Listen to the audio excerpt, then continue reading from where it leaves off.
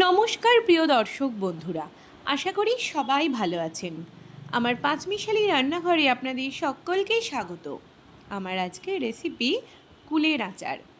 স্কুলের টিফিনে যে কুলের আচারটা আমরা খেতে ভীষণই ভালোবাসতাম, আজ সেই রেসিপিটাই আপনাদের সাথে শেয়ার করব।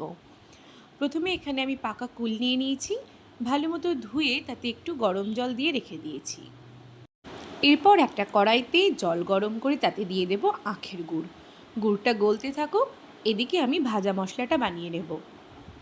এর জন্য শুকনো কড়াইতে দিয়ে দেব তেজপাতা, মৌরি, ধনে, কালো জিরে আর শুকনো লঙ্কা। ভালো মতো ড্রাই রোস্ট করে এটাকে আমি গুঁড়ো করে রাখবো। এইদিকে গুড় গলে গেছে, আমি দিয়ে দিয়েছি তাতে পাকা কুলগুলো। কুলটা দিয়ে কিছুক্ষণ ফোটানোর পর দিয়ে দিয়েছি পরিমাণ মতো নুন আর লঙ্কা গুঁড়ো।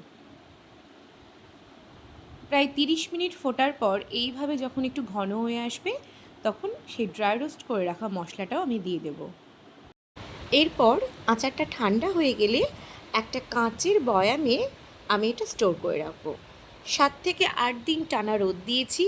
রোদ দিলে আচারটা খুব ভালোই থাকবে অনেক দিন পর্যন্ত। আপনারাও বাড়িতে এইভাবে একবার কুলের আচার বানিয়ে খেয়ে দেখবেন, আশা করি খেতে খুব ভালো লাগবে। ভিডিওটি ভালো লাগলে লাইক, কমেন্ট, শেয়ার করতে একদম ভুলবেন না। আর অবশ্যই আমাদের চ্যানেলটিকে সাবস্ক্রাইব করে দেবেন। দেখা হচ্ছে পরের ভিডিওতে। ততদিন ভালো থাকবেন, সুস্থ থাকবেন। ধন্যবাদ।